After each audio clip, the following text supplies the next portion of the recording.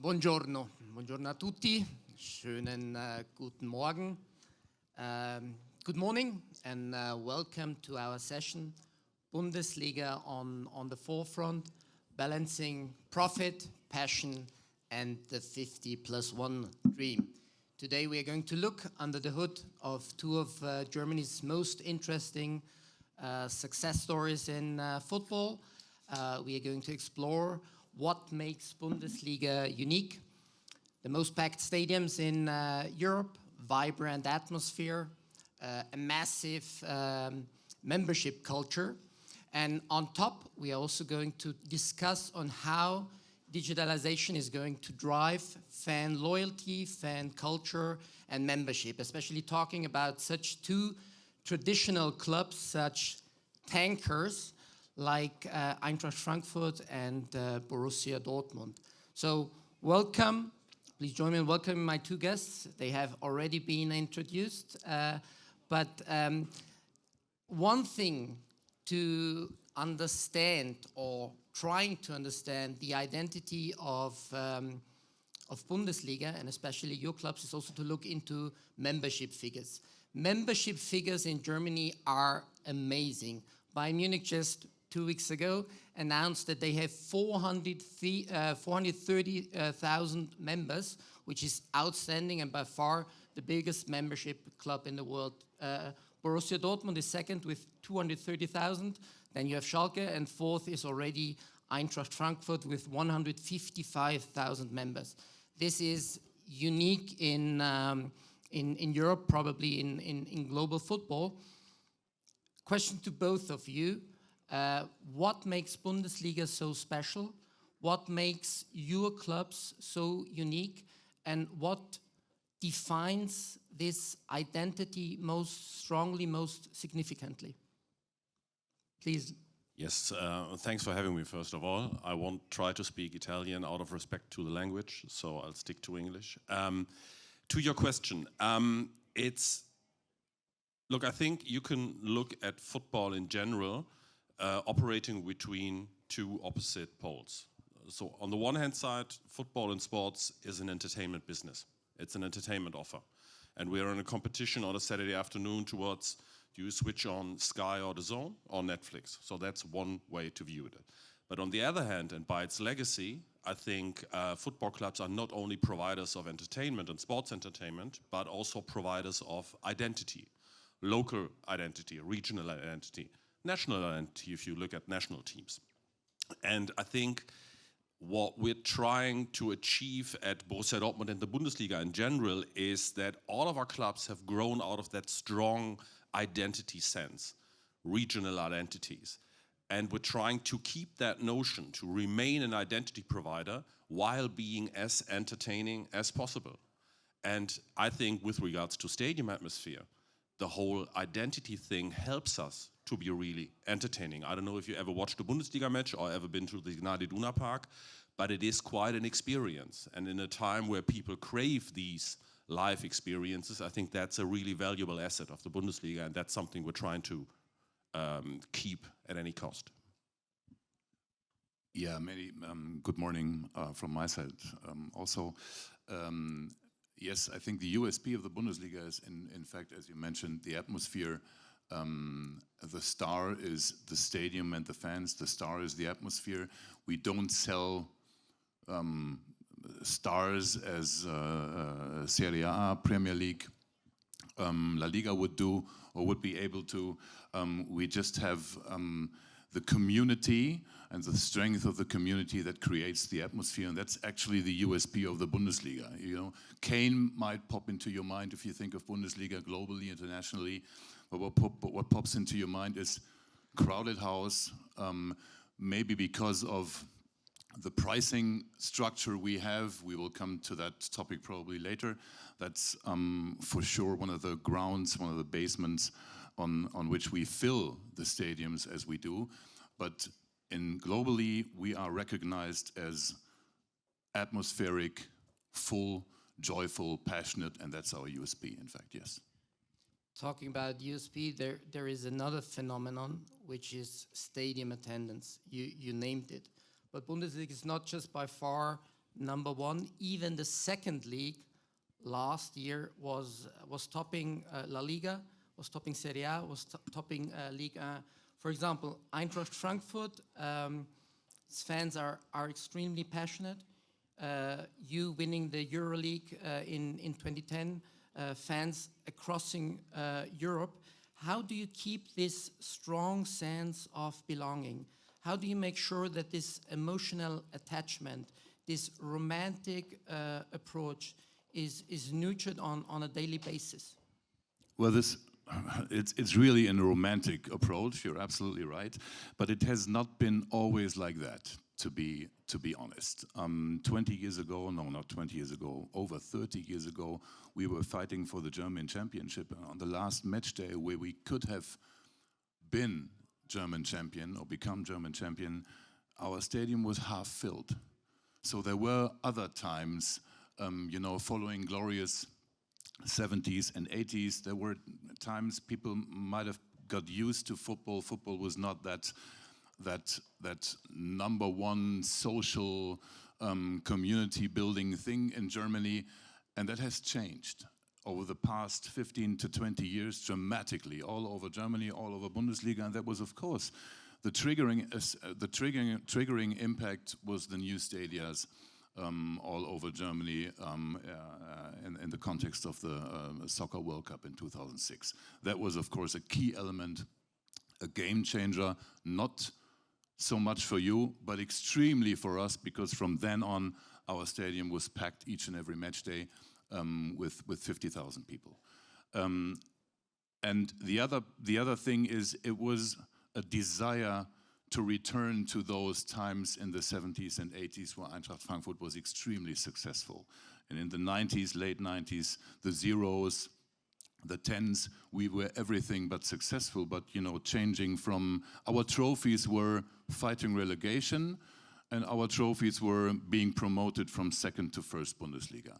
And after those times, the common sense is the desire to have something like a renaissance and win trophies, and that brings people in the stadium. Low prices, of course, bring people in the stadium, and then you have a goal that we finally reached in 2018, winning the, well, at least National German Cup. We are friends of the National German Cup, not so much of the championship. That's a very long time ago in '59. And then on this further road, to return to European travels, to European club competitions. We finally reached that in 18-19, and then we went to the semi-final. And you need those experiences. These are the kit to bring people together. And in 2022, not 2010, as you said, we finally won a trophy. We had never expected to win that again, and that was the European trophy in Sevilla in the final against Glasgow Rangers in the penalty shootout. This is, of course, something that changes a club DNA, or at least refreshes a club DNA that was buried 20 to 30 years ago.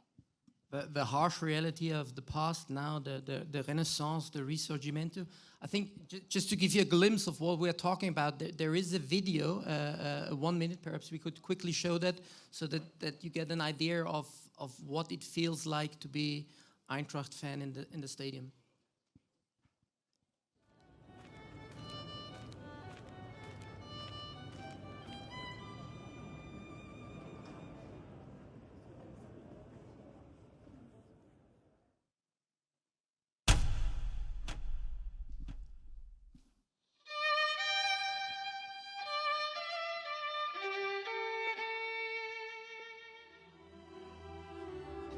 Sorry to interrupt you for a moment.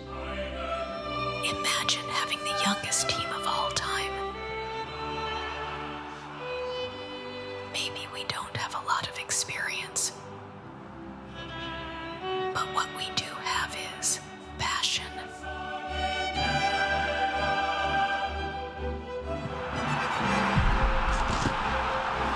It wasn't always easy.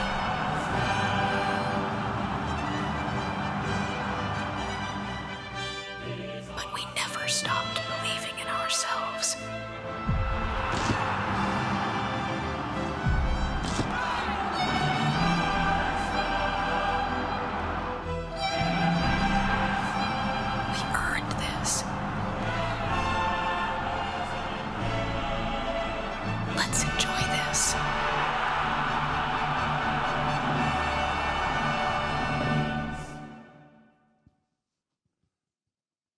Alex, passion, emotions. This must be music to your ears.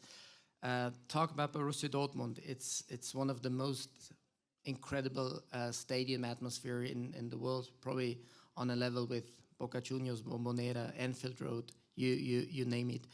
The yellow wall is iconic. 25,000 standing terrace. That's unique. How do you keep alive? How do you foster this wish of belonging to something bigger on a daily basis? What kind of activities do you have? How do you communicate with the crowd? Philip mentioned a few important things. Infrastructure is one thing. I mean, preserving, our stadium was built in 1974, expanded multiple times, but we're trying to keep the infrastructure as up to date as possible. But we're not thinking about rebuilding the stadium because we know it's such an iconic place and is so much loved by the community. But to your point, I think a key element is dialogue and respect.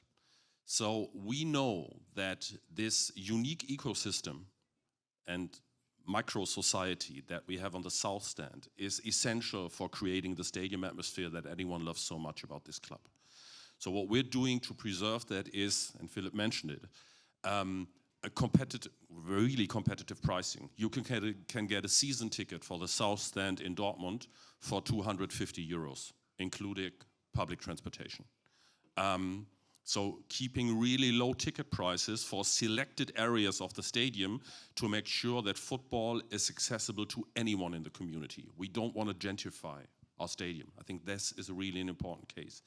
The other thing is trying to get an understanding for football culture in general and for the local football cultures. We have multiple organs loosely associated to the club where we are in constant dialogue with the fan scene. That is the broader fan scene, the Bündnis Südtribüne, but also the ultra movement, who always view us critical. I heard it's pretty much the same in Italy, and it's really exhausting. And it's not always pleasant discussions, but our understanding is that it is definitely a win-win situation for both sides to have a constant dialogue about how to run stadium operations, create stadium atmosphere, and give them the sense of, we hear you, we don't always follow you, but we take your arguments into consideration. So we created this atmosphere around the club of mutual respect, and we actively made the decision not to, let's say, push too much in terms of event designs. A big thing in Germany right now is NFL games. We had one in Berlin, which is the completely opposite direction. That's a sporting event mainly thought of as an event. Our home games much more feel like a congregation. I mean, we have marketing activations and everything, but there's the holy 30 minutes before kickoff. That's highly ritualized and almost is unchanged for 20 years. Because that is sort of like the stage for the fan scene to create that atmosphere that we profit of, that gives our brand a global presence, but is also essential for the self-image of the fans. So that constant dialogue and respect, I think that's the core point. Philip, dialogue, local fans, global audience. Digitalization is playing a key role. Eintracht Frankfurt in 2017 launched Eintracht Tech, which is basically a 100% subsidiary, a kind of tech and software company within Eintracht, doing everything in-house. How do you keep this dialogue on the one hand with the local community and make also sure that you touch the broad audience globally? Also there, dialogue and communication, of course, comes into place. That's the key element to explain what our goals are with a tech company. Being responsible for developing kind of experimental things in the digital business or develop digital business cases, which make you a bit the most not digital club in Germany. Not annoying in first place the fans at all, but just trying to invent something. But the core task was to digitalize our ticketing system to create a platform, an app where you can, enjoy all services this club has to give. And of course, organized fancies, especially in Germany, in the 50+1 surrounding memberships are always very critical to innovation.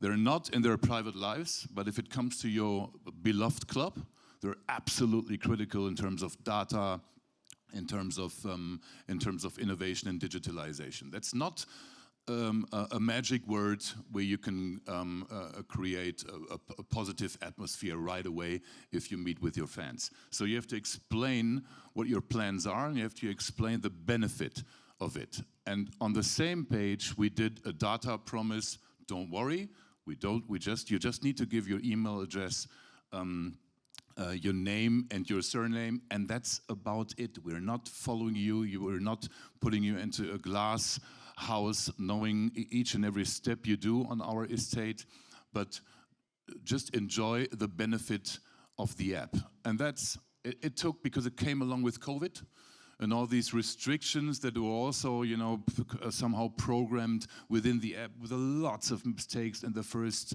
1.5 years due to these very complicated circumstances. But now, I think the major asset that people around Frankfurt have, if they are responsible for 50 season tickets for their fan club. In former times, you had to meet somewhere, to hand out to every member of your fan club the ticket for the match day and for the next match day. It was a huge organizational problem. They loved to do it, but it was a problem. And now they just forward it via the app, etc., and it's totally accepted. We're not being applauded, okay? There is no applause at all, but they're joining in. They're using it, and that is probably the best proof that the digital strategy is, has hit the thin line between overdoing and really supporting and helping people to enjoy what they create by themselves. The fan experience is actually created by the fans themselves. And we just try to support as good as we can. I can only agree, and I mean, Eintracht is really doing a great job of leveraging digital technologies to reach out to their fans. It's also the big challenge for Borussia Dortmund, simply because, I mean, you do get Borussia Dortmund best when you're in the stadium. But we have a following in the millions worldwide. So the key challenge is, how can we use digital loyalty programs, digital channels, to give those fans that we have in the United States, in Asia, or anywhere else in Europe also that sense of belonging that comes with the 50+ model and the membership culture, without compromising the membership model. That's, as you said, it's a thin red line that we have to walk, but that's the major innovation topic for Bundesliga clubs over the next years, I think, to really create that, also if we want to scale internationally.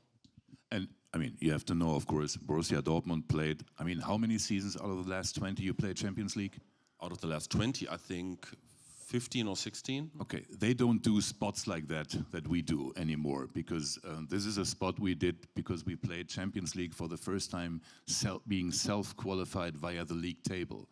So there is still a total different level on, fans, on a global aspect, fans you have to serve than it is for Eintracht Frankfurt. But still, the problems, big or small, are quite of the same kind. Innovation, internationalization, you mentioned it, spots. I think you guys went to the Club World Cup. Perhaps we could quickly show a video on Dortmund as well.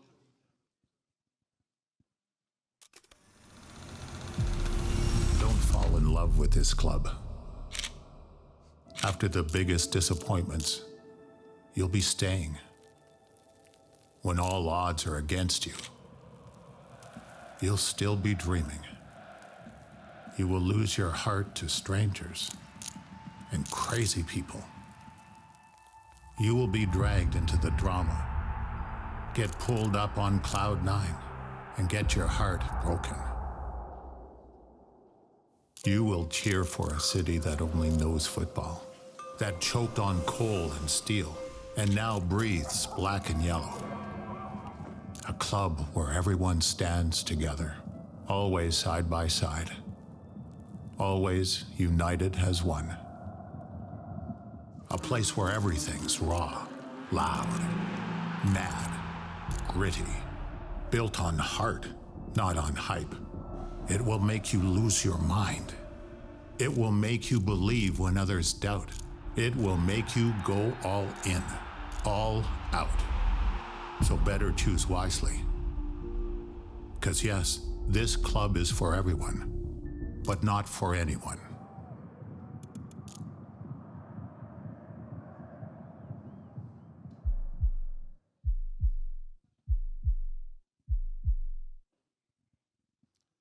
So, from a marketing perspective, and just for context, this video is a bit over the top, I know, it's for Americans. It was actually football that hits different was the tagline which we wanted to win over neutral audiences and activate our own fan clubs in the United States for the Club World Cup.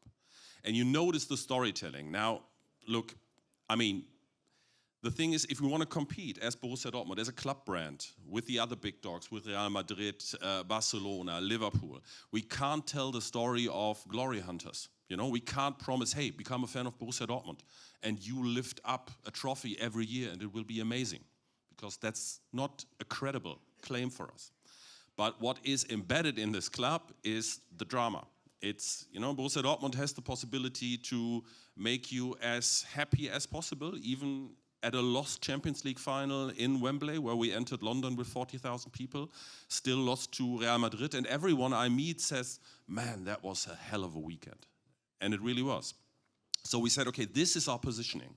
And this just gives you an example how that unique culture and community sense that the 50+1 model and that fan-oriented way creates is really something that we can leverage in global marketing. Because that story of Borussia Dortmund is something where Americans say, okay, that sounds interesting. That's different. That's different from our own sporting model. I want to know more. And that's exactly what we want to achieve. So my key point would be, by preserving that culture that we have in Dortmund and that ecosystem that we built, we create brand equity that is so interesting that we can leverage and monetize it abroad. And that's exactly the path that we're going at Borussia Dortmund. Coming to the injury time and haven't even touched the most important topic, or one that makes the difference, 50+1. Philipp, quickly on 50+1, can you describe in a couple of words what does that mean? And secondly, what kind of impact has that on your competitiveness and on growth? Is it an advantage? Is it a disadvantage? How would you judge that? Well, 50+1 says quite simply that the club with his members or its members, no matter how many they are, has to hold at least 50+1 share of whatever kind of company the professional football is sourced out. And that prevents, of course, that the club is owned in the sense of the word, owned with a majority by third parties. Does it limit the business? Well, at least in Frankfurt, we have somehow invented what it is called something like a Frankfurt way, but other clubs did so as well. In their environment, the investors we have, or the shareholders, you can't really, the investor is a burnt expression in this in the football industry, or in the fan environment. In the word investor, don't use it. It's the shareholders, and they are themselves. They have all a track record as being a fan and being a member of Eintracht Frankfurt. They earned money, they spent it, or they gave it into the club, and they became shareholders of Eintracht Frankfurt. This is, of course, something that you can negotiate with the members if they are, if the shareholders come of their own, of their own environment. It doesn't endanger club culture, and that's what they put the biggest focus on. How is the system endangering our club culture? Is the investor endangering the club culture? There is no chance that he becomes a shareholder whatsoever. And well, that limits, of course, in a certain way. But if you have smart and creative options to create alternatives, as we did and as Borussia Dortmund does, by the way, it might be maybe one day a unique asset others don't have. Not much to add, just to agree. I think on the upside, you do have, of course, a certain stability and less shakiness, let's say, in cup cultures that you see maybe in other markets. And I think on the upside, it forces you to be a bit smarter and act business smarter, because you simply can't hope by default for external capital influx. So we as Borussia Dortmund really closely look how can we diversify our revenue streams. We're entering in the health sector is something where we start to become active. We look at international market from a monetization perspective. We try to be as efficient as possible to innovate at the right spots. That is, we do have a certain sharpness in our club that is fostered by the fact that we know there won't be no investor who brings us millions. So we have to earn it ourselves. So let's do it, you know? I mean, keeps you sharp and awake. Keeps you sharp and busy. We're running out. However, one last question touching the future. Where we are heading to, where is Bundesliga heading to? Is that a sustainable model on the long run? And how do you want to compete with the giants of Premier League?